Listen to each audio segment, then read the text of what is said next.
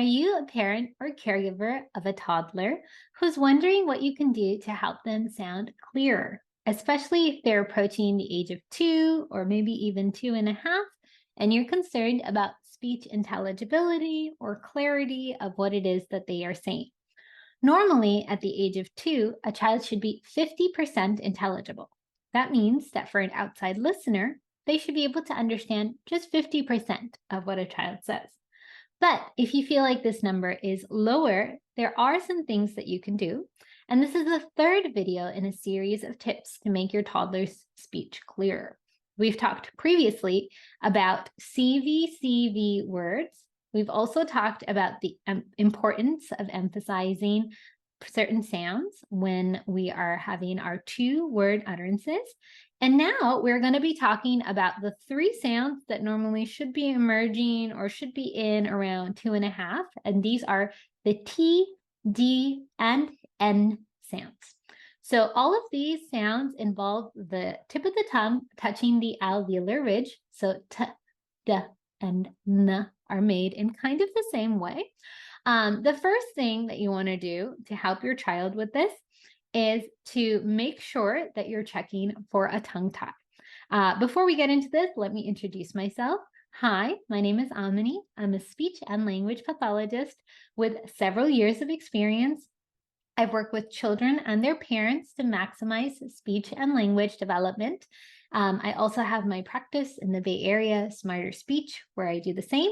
And my mission with this YouTube channel is to empower parents and caregivers, especially those with children under the age of 5 years old, because this is when a child's speech and language are developing so rapidly, and little tweaks in the way that you talk and play with your child can have huge repercussions, not just for speech and language development, but also for overall learning in the years to come. So going back to our questions, 3 ways to help your child work on the T, D, and N sounds. The first way is actually, like I said, to check for a tongue tie. So tongue tie is usually when the frenulum, or the bottom part of the tongue, is too short for the tip of the tongue to go up.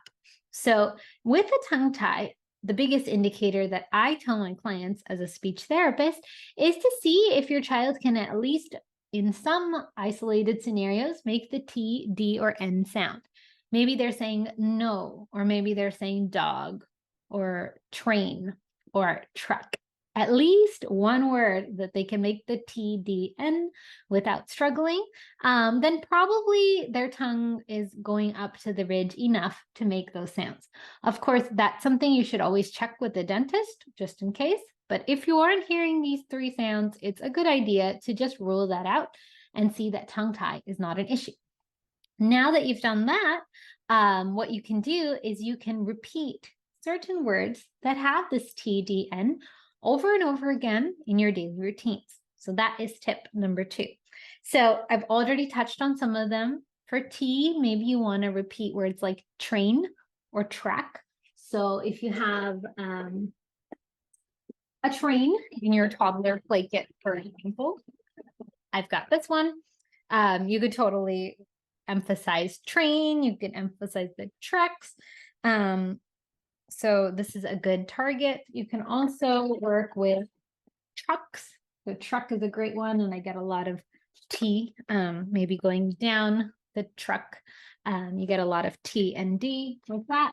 In terms of N, you can look at in, on, and nose. Those are 3 great words that you can use to emphasize the N. And then for D, I tend to look at things like all done or doggy, because kids love dogs. So those are some good ones that you can just, as they occur in daily activities, you can emphasize them by either holding out the consonant, adding a bit of a pop, or repeating that word over and over again.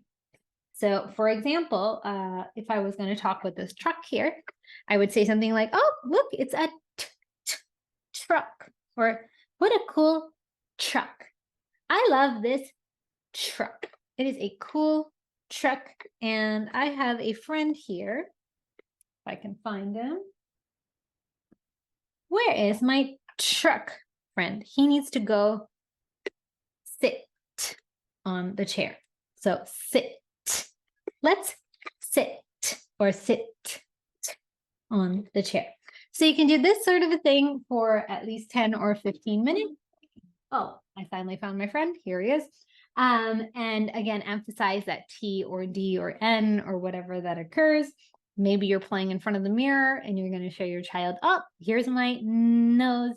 Here's your nose. These are our noses, things like that. Or maybe every time you go for a walk in the park, you want to point out the dog. So that's a dog. That's a dog. Cool? Dog. So that's a great way also to help your child with the TDN. The last way that is a little bit more technical and it's optional, but I do it as a speech therapist, is I really bring the attention to my tongue. So maybe I'll say something like, oh, look, let's go down, and I'll show down. I'll point to what my tongue is doing. So really make sure that I'm in front of the child, they can see me, and they can see that my tongue is going up, down. Can you try and see what my child comes up with?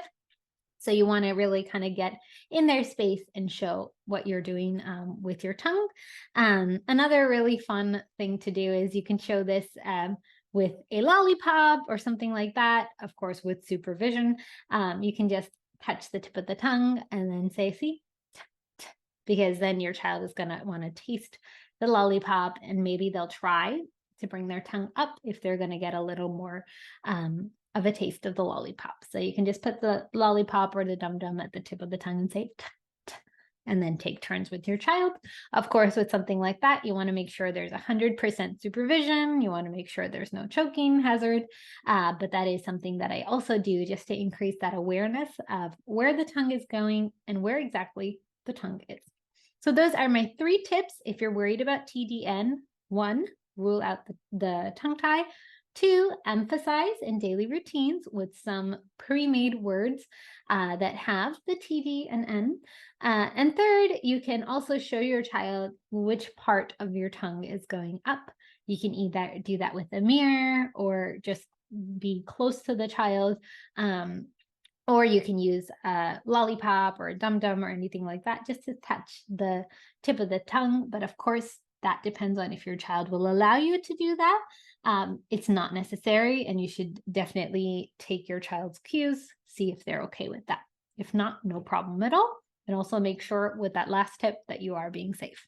So those are our 3 tips for TD and N.